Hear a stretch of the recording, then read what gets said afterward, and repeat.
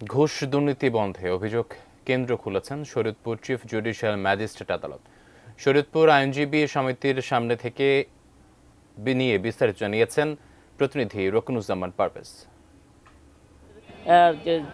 Chief judicial magistrate ইতিমধ্যেই ঘুষ বাণিজ্য এবং অনিয়মের অভিযোগে একটি বক্স স্থাপন করেছেন, অর্থাৎ অভিযোগ বক্স।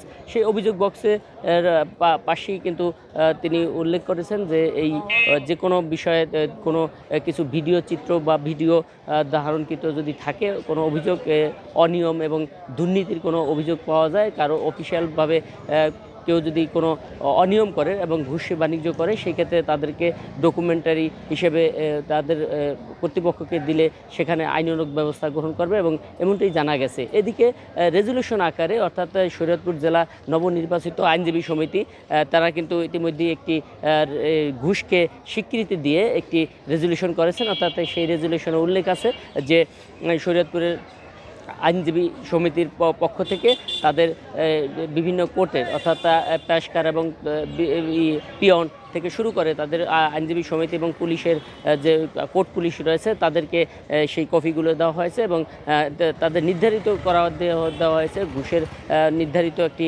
অ্যামাউন্ট ধরে দেওয়া হয়েছে, এর বেশি কেউ ঘুষ নিতে পারবেন না। অনিয়মের বিরুদ্ধে একটি অভিযোগ বক্স খুলেছেন এবং এই অভিযোগের কোনো অভিযোগ পাওয়া গেলে, কোনো অফিসিয়াল কোনো কর্মকর্তা বা কর্মচারীর অভিযোগ পাওয়া গেলে সাথে সাথেই আইনানুগ ব্যবস্থা গ্রহণ করা হবে বলে এমনটি আমার জানা গেছে। এবং